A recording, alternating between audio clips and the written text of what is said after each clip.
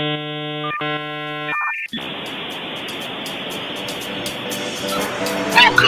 to the Morning Mayhem Show with the morning crew, Tom and Mama Manny.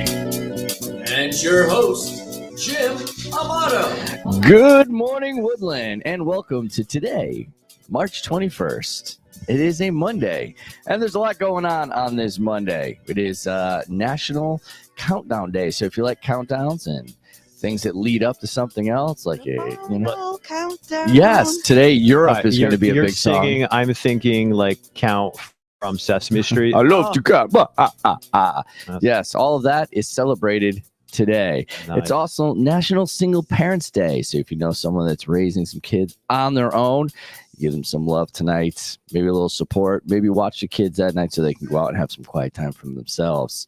It is World Down Syndrome Day, where we give awareness to those with Down syndrome. National Fragrance Day, where things that bring back memories from smells, from scents that kind of trigger you, perhaps. That stinks.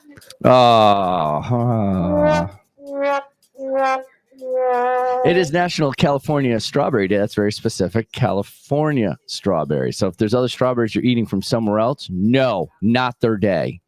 It's California Strawberry Day. Wow. And couple that with National French Bread Day. And now if it was National Wine Day, you'd have yourself a day right there.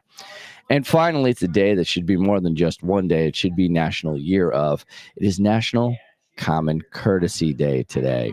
So you should go around trying to be courteous to those who are around you. Do something nice. Be kind unto others. Please and thank you. Please and thank you, and do it more than once. Just don't do it today. Take it as today is the start of what you're going to do down the road. Today is a shortened week, but only on Wednesday. So it's AB, no day, AB day. It's a day. It's a day. It exists. But it's an SAT day. Today's the day, or Wednesday's the day you're going to take the SATs. So make sure you have your Chromebooks. We'll talk about that in a moment. Ready to go on that Wednesday. The quote of the day for today's daily dose of Choose Love is, no amount of money or success can take the place of time spent with your family. Much truth there. Much truth Absolutely. indeed.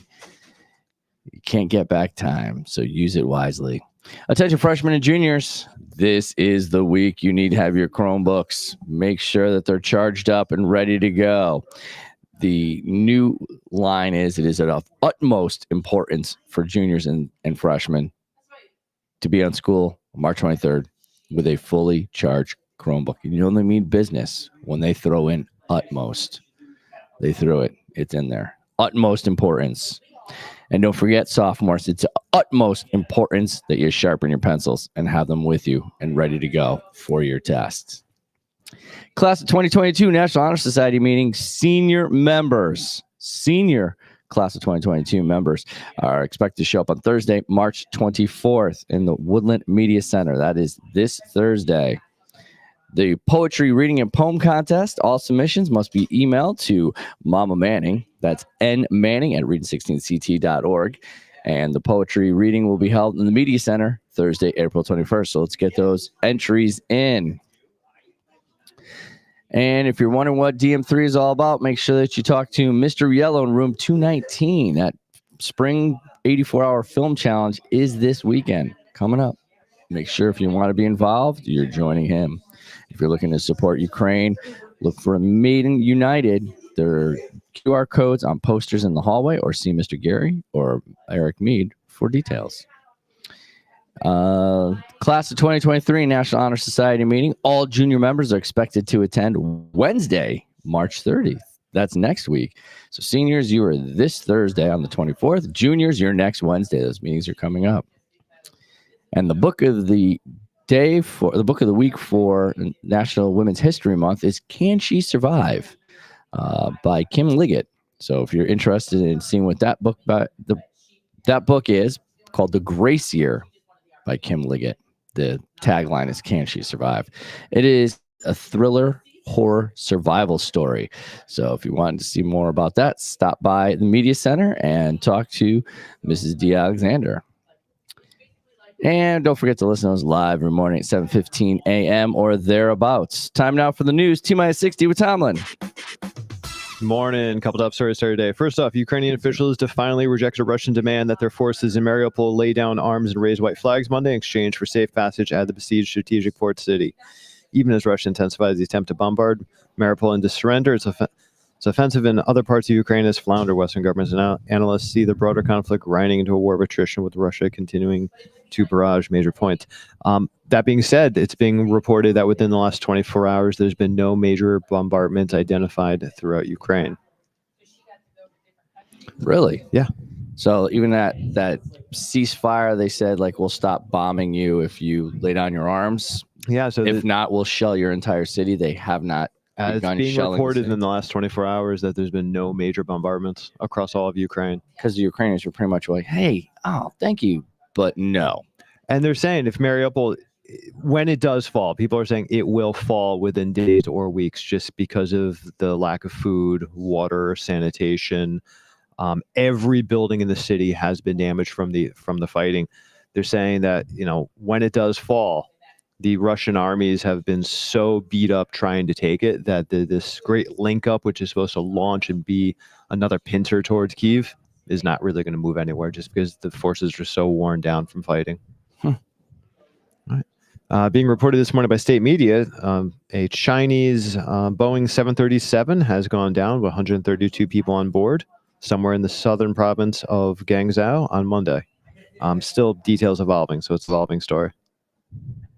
Senate Judiciary Committee begins historic confirmation hearings Monday on Judge Brown, who would be the first African-American woman on the Supreme Court, barring a significant misstep for the 51-year-old Jackson. Federal judge for the past 9 years, Democrats who control the Senate by the slimmest of margins intend to wrap up her confirmation before Easter. This also comes after breaking news last night that Clarence Thomas, elder member of the U.S. Supreme Court, has been hospitalized for flu-like symptoms. He tested negative for COVID last night, but they were still severe enough that they did admit him into hospital. Well, the flu's still out there. Oh, yeah, no, it is. And this cold and flu season is actually even worse than previous, just because we have not been exposed to so many germs because of masks and social distancing, and the fact that 2 years ago, everyone suddenly discovered you should wash your hands, which still creeps me out, that people are like, oh my God, I need to wash my hands more often. Still creeps me out. You weren't doing this beforehand? So yeah, the cold and flu season is far worse. All right, President Joe Biden has added a stop in his trip to Europe next week. He's going to be stopping by Poland as he goes to talk to NATO and European allies as Russian forces concentrate their fire upon cities and trap civilians in a nearly month-old invasion of Ukraine. Biden will first travel to Brussels and then to Poland to meet with leaders there, Press Secretary Jen Psaki said in a statement Sunday night. Coffee is not yet kicked in. No, it's Monday. Also coming today is going to be a monumentous moment. The Biden administration intends to declare that Myanmar's year-long repression of the Rohingya Muslim population is officially a genocide. So Secretary Anthony Blinken will be visiting the U.S. Holocaust Memorial Museum, where they have a special exhibit on the Rohingya Muslims, and afterwards he will be declaring it a genocide. And last but, Shanghai Disneyland, I know you guys were all excited to go there, has been closed due to spiking COVID cases in China. Once again, China is experiencing its biggest COVID flare-up in 2 years. While some businesses are opening up, Disney has selected to close their fan favorite, Shanghai Disneyland. There's your news. Wow, that was a handful of news this morning. That's Active news. Monday. T-minus 60 with Tomlin. Over to the weather desk with Jenna Chicano. Welcome to the first day of spring, and we are seeing some 40-degree temperatures to start off today. Not something we were expecting, but something we are getting. Starting around 8 a.m., temperature will be around 41, not much big of a change, but around 12 p.m. noon, we will see the start of the 51-degree temperatures. But we have seen those temperatures last week, which was, it should have been It the was beautiful. first week of It's what spring. it was, yeah. But, you know, Isn't today the first day of spring? yes. All right. I thought it was yesterday. Yesterday. It was yesterday? Today's the first full day. All right. High for today is 57 degrees, low of 39 as we felt this morning, and sunny all day. So, but we will be feeling some 50-degree temperatures all week, along with some rain on Wednesday, Thursday, and Friday. So that is something to look out for. So that is basically your daily weather update with Jenna Chicano, reminding you to stay positive. Outstanding. So we're looking good for the sports at the beginning of the week, and then not so much at the end of the week. Yes. All right, over to the sports desk with Mama Manning. All right. Good morning. Good morning. We have our spring sports underway. They officially started on Saturday, but they continue this week. A lot of practices, a lot of scrimmages that have been scheduled. So good luck, spring athletes. And of course, our football team continues their 12-month reign. Okay, so our brackets. Oh, yeah. Mine are a mess. I don't even know mine exist anymore. All right, I have lost 2 of my Final Fours. Baylor went down in a Yes, they major did. upset. Auburn went down. Yes, they did. I thought Arizona was going to. They didn't look so good. No, they didn't. The Zags continue to look awful. Yeah, that was But another one. I who's was looking rooting for good? Memphis. You know who's looking good? Who's that? Duke. Yeah, they are. They have a are. mission this year. Win They do. one for the coach. And was it As New he Mexico? New Is Mexico. it New Mexico State, Mhm. the one that beat UConn. Yep. And was it Texas? Who did they? I watched the game, but it was like a miserable game. At one point, the commentators pointed out, he goes, all right, we're going to break where we currently have more turnovers than points. And then they went to commercial break. That was the kind of game it was. It was horrible. That's a mess. Look at my bracket. It's Wow. pathetic. I only have 31 correct so far.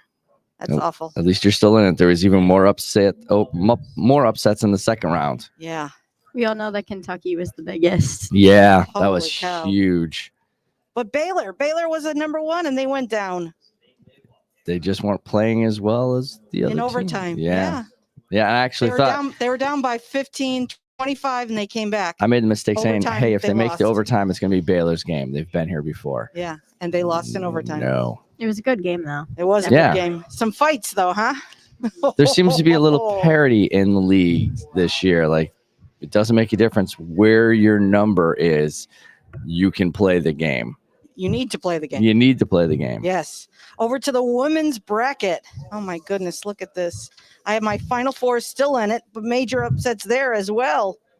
Oh my goodness. Kentucky is out. Who else we got?